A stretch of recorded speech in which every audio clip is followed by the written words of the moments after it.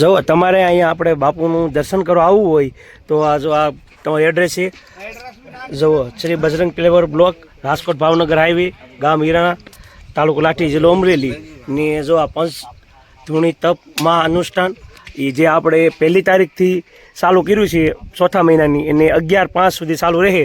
હજી 17 દિવસ થયા છે, હજી તો ઘણા દિવસો બાકી છે. કોઈ પણને આવવું હોય તો અહીંયા રોજ બાપુ 12 વાગ્યાથી જો ટાઈમ પણ લખ્યો છે, બપોરે 12 થી 3 વાગ્યા સુધી પંચધૂણી મહાતપ અનુષ્ઠાન ઉપર બેઠા છે ને તમે દર્શન કરી શકો છો. અને અહીંયા ઘણા ભક્તો પણ આવે છે, જુઓ તમે.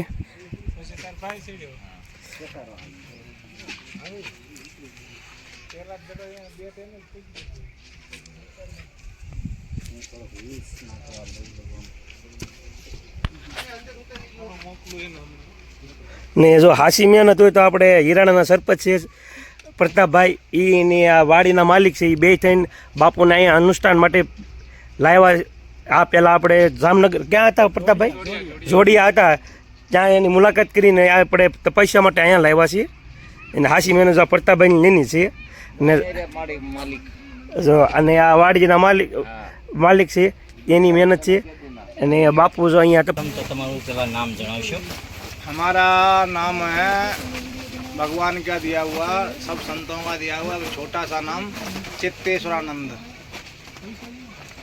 चित्तेश्वरानंद नाम से हमारा उदासीन महात्मा है और हमारी बड़कान तपस्या करते हैं, तपस्वी बापू के नाम से है। अच्छा, आपका गुजरात में हमको तपस्वी बापू के नाम से भड़कते हैं और हम पंचधूनी तपस्या कर रहे हैं यहाँ और हर बरस करें। हर साल तपस्या? हर साल करते हैं। और यहाँ जो तपस्या चल रही है वो कब शुरू हुई थी और कब खत्म होने वाली है? ये अप्रैल का है ना, 1 अप्रैल से और 11 मई तक चलेगी। 11 मई तक 41 दिवस 41 दिवस चलेगी और 12 से 3 तपस्या चलती है। पंचधूनी तपस्या है ये, और ये हमारे गुरु पीर करते आ रहे हैं। इसको हठ योग बोलते हैं। हठ योग। और ये भगवान की कृपा से ही होती है। शरीर की क्षमता खत्म हो जाती है ना, तो वहाँ से प्रारंभ होती है तपस्या। और ये भगवान की गुरु महाराज की कृपा होती है, उनकी अति कृपा होती है, तभी अपन तपस्या कर पाते हैं, हठ योग साधना कर पाते हैं।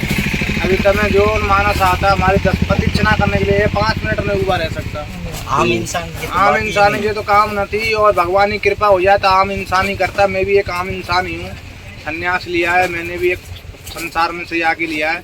और ये तो मेरा क्या गुरु महाराज की कृपा से अपना शरीर बनाया है क्या, और शरीर को बनाया जाता है। आप जिस परिस्थिति में ढाल लोगे, जैसा बना लोगे, वैसी आपकी काया बनी जाएगी क्या। और ये करने के लिए आपको संयम रहना पड़ेगा, गोकुल में रहना पड़ेगा, गुरु महाराज की शरण में रहना पड़ेगा, तभी ये प्राप्त तो हो सकती है क्या एनर्जी। और हर साल का कार्य है हमारा, तो 4-4 महीना की तपस्या होती है। धूनी तपस्या होती है, फिर बरसात में खड़ी तपस्या होती है, और श्याला में वो जल तपस्या होती है। हाँ, तो 12 महीना होते हैं, 12 महीना में 3 तपस्या होती हैं। तीनों को हम अनुष्ठानों को करते हैं। हमारे यहाँ तपस्या तो MP से चालू करी, नर्मदा खंड से। MP से आपने तपस्या चालू की? जी जी, हमारा गुरु स्थान है इंदौर के पास, मऊ मिलिट्री छावनी, कोदरिया, मऊ इंदौर के पास पड़ता है। मिलिट्री का बहुत बड़ा सेंटर है, यहाँ हमारा गुरु आश्रम है। यहाँ से हमने प्रारंभ करी, वहाँ से चले राजस्थान किए 10 साल, सूर्य तप किया था। यहाँ पे हमने 11 दिवस करा था सूर्य तप। अभी हमारी पंचधूनी तपस्या है, हमने 7 साल की थी तपस्या, तो बीच में खंडित हो गई थी। ये लॉकडाउन लगा था ना, तो कहते हैं तपस्या करते हैं तो एक बरस भी खाली नहीं जाना चाहिए। हमारी 2 बरस खाली चली गई लॉकडाउन में, वो समय ही ऐसा आ गया। अब इसमें छाना के मानस की तो जरूरत पड़ती है तपस्या, अब नहीं पड़े। अब संसारी लेके आएगा छाना, हम क्या गोतेंगे, भगत जगत होते हैं तब जाके तपस्या का प्रारंभ होता है।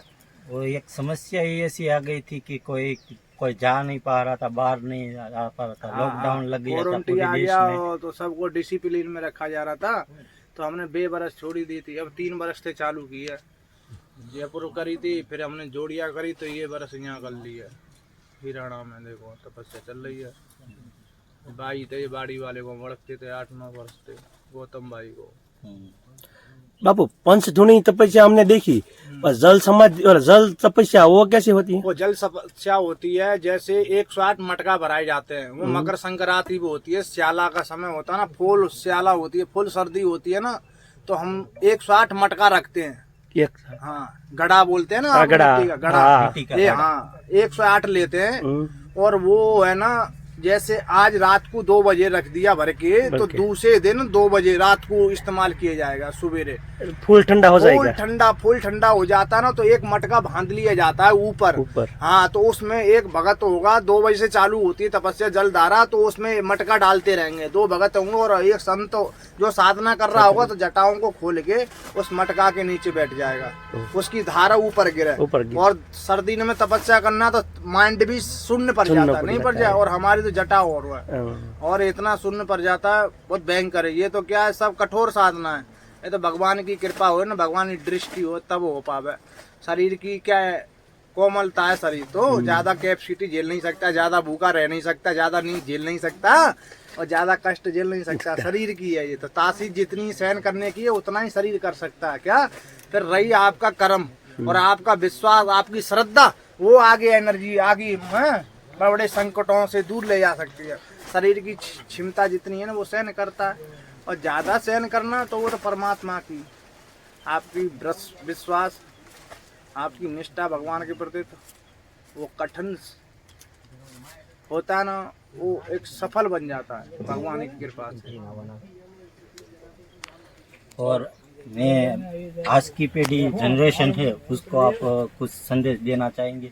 हम तो जनरेशन को बहुत देना चाहते हैं, आज की जनरेशन को। तो पहले तो देखो ये है, बढ़िया संस्कार होना चाहिए, और जितने भी गुजरात के अंदर वृद्धाश्रम खुले हैं ना, हम कहना चाह रहे हैं, जितने भी वृद्धाश्रम खुले हैं, और समाज जितना फंड दे दे कि वृद्धाश्रम को बनाई जा रही है ना, इन सबको तोड़वा दिया जाए। ये तो आने वाली पीढ़ी को खत्म किया जा रहा है संस्कारों से। क्या सही बात है। ये फंड दे दे के वृद्धाश्रम बनाए जा रहे हैं, ये संस्कृति तो खत्म किया जा रहा है। माँ बाप होते हैं, भगवान होते हैं, बच्चों के लिए नहीं होते। और आज आने वाली पीढ़ी क्या देखेगी, वो भी वृद्धाश्रम में मुंह क्या आएगी। वृद्धाश्रम को तोड़वा देना चाहिए, मैं तुझे कह रहा हूँ। और जो जिसने अपने माँ बाप को छोड़ा है उनको घर से बाहर निकाल देना चाहिए, और माँ बाप को अंदर घुसा देना चाहिए। क्या अभी ऐसा नहीं हुआ तो बड़े VIP आश्रम, वो वृद्धाश्रम बनाने से तुम्हारा भला नहीं हो रहा है ना, देश का भला हो रहा है। ये संस्कृति है ना, बिल्कुल छीन हो जाएगी, कोई किसी का मान सम्मान नहीं रखेगा। आपके बच्चे भी तो होंगे ना, हो जाएगा। वो जो देखेंगे, जो सीखेंगे वही बोलेंगे, और जो देखेंगे वही बोलेंगे। अब जेल सेन को हम तो यही बोलते हैं, जितना भी युवा पीढ़ी को है ना, बढ़िया तो संस्कृति अपनाना चाहिए, दया धर्म भी मंदिरों में संस्कृति से जुड़ना चाहिए, अपने माँ बाप की सेवा करना चाहिए, नशा मुक्त भारत होना चाहिए, और अपनी गौरव करना चाहिए, अपने धर्म का भी स्वाभिमान करना चाहिए। क्या और आज हमारी यही नई पीढ़ी है ना, कहाँ जा रही है, विषय वासनाओं की तरफ जा रही है। क्या विषय वासनाओं की तरफ इतनी आसक्ति हो रही है, कोई मान मर्यादा, कोई मतलब ही नहीं है किसी से। क्या मान मर्यादाओं को छीन छीन किया जा रहा है। तो हम तो यही युवा पीढ़ी को बोलते हैं, भाई बढ़िया खाओ, बढ़िया पहनो, बढ़िया अपने माँ बाप का भी सेवा करो, बढ़िया समाज को भी लेके चलो, देश के बाहर हित की भी सोच के चलो। तो इसमें सब युवा पीढ़ी का कल्याण है। क्या कितने वृद्ध आश्रम है बनाए जा रहे हैं, आपसे हिसाब से ये सब खत्म हो जाना चाहिए बिल्कुल।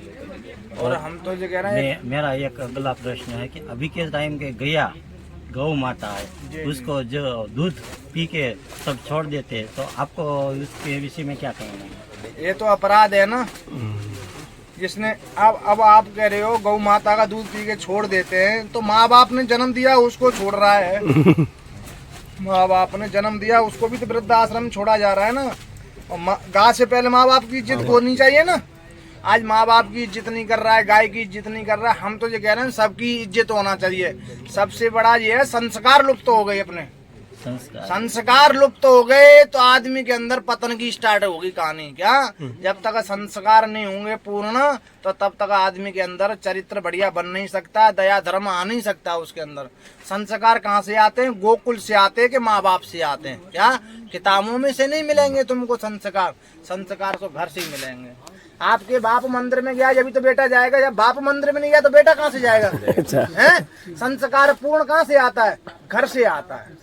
तो हमारे भारत को आज युवा पीढ़ी को संस्कार की जरूरत है, और संस्कार पूर्ण होंगे तो देश भी अच्छा होगा, समाज भी अच्छा होगी, और सही दिशा भी मिलेगी एक समाज को। क्या हमारी युवा पीढ़ी भटकी है बिगड़ संस्कारों से, कोई संस्कार नहीं है किसी में। क्या आज देखो कोई भी मुसलमान होता है वो मदरसों में हर एक बच्चे को डिपेंड करता है, और हमारे बच्चे आज जिसको ये नहीं पता तेरा धर्म कौन सा है, किसी को हनुमान चालीसा नहीं आती, क्या लंका कांड सुना देगा बस सुंदर कांड नहीं सुनाएगा। क्या खोटी बातों को बहुत जल्दी सुनाएगा, कोई धार्मिक की बात हो, कुछ शिक्षा की बात हो उसको नहीं अपनाएगा, खोटी बातों को बहुत जल्दी पकड़ते हैं। ये मोबाइल है, इन्हें भी युवा पीढ़ी को बिगाड़ा है बहुत। मोबाइल है ना, युवा पीढ़ी को इस मोबाइल अच्छा है पर इसमें है ना खोटी वस्तु देखी जाती है, उसको फिर अपने जीवन में उतारा जाता है, जब जीवन फेल हो जाता है। मोबाइल खोटी वस्तु नहीं है, इसमें से वही लेना चाहिए जीवन में जिससे चार चांद लगे, जीवन उजाला हो। ऐसा नहीं देखना चाहिए जीवन हमारा अंधेरे में जावे क्या, और अपना पतन की तरफ चला जाए जीवन। क्या ये मोबाइल में भी ऐसी चीजें आती हैं आपके जीवन को चार चांद भी लगा सकती है। आप उस शब्द को अपने जीवन में उतारो, और वही देखना चाहिए जिससे अपने जीवन उजाला हो गए क्या, और अपनी प्रेरणा आगे बढ़े, ऐसी सीख लेना चाहिए। और बोलो देवताओं।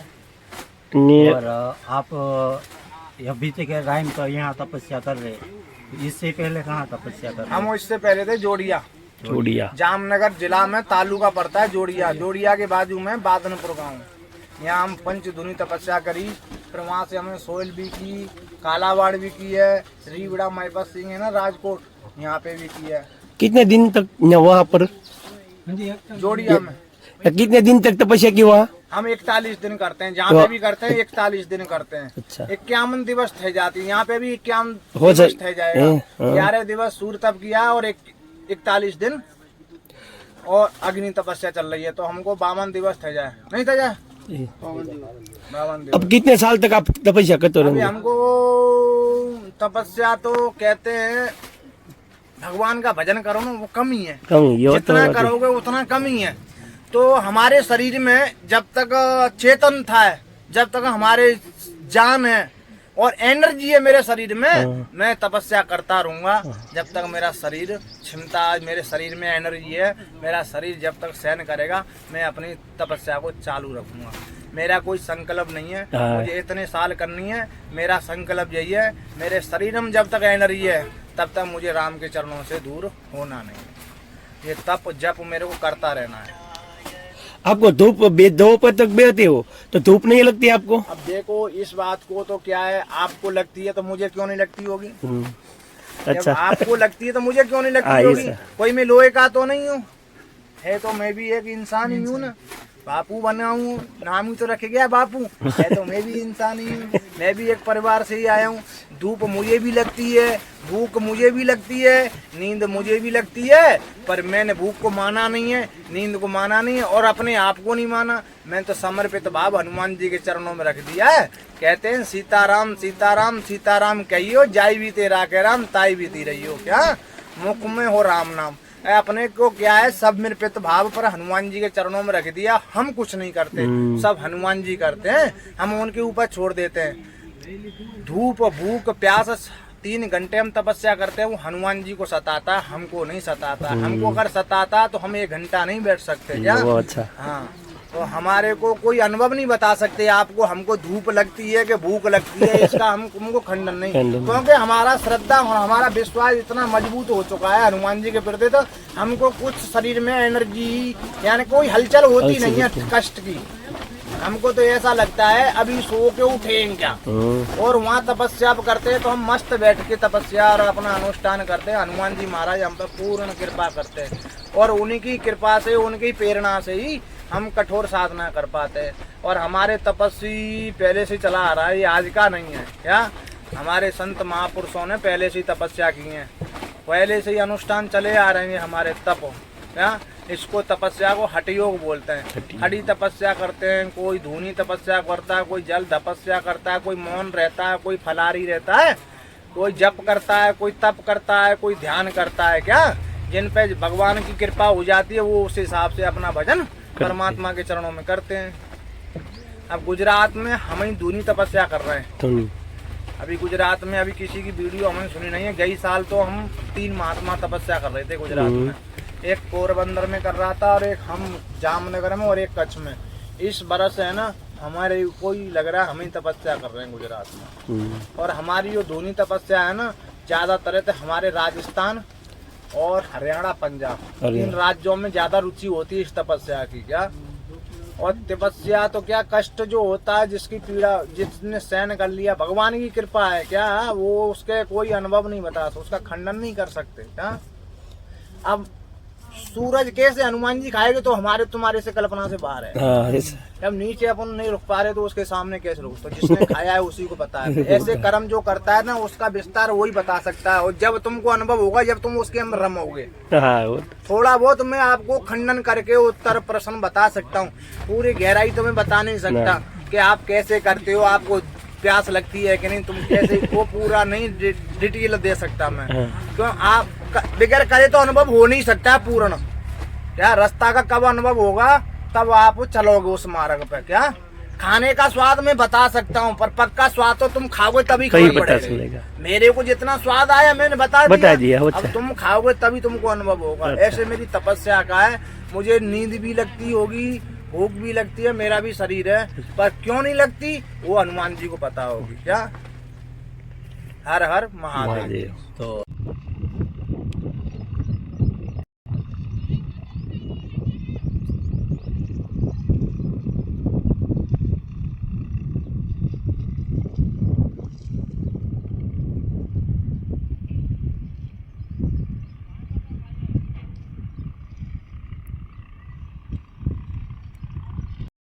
જો તમે જોઈ શકો છો બાપુ દરરોજ એટલે 17 દિવસે પૂરા થઈ જશે, કાલથી 18મો દિવસ થાય।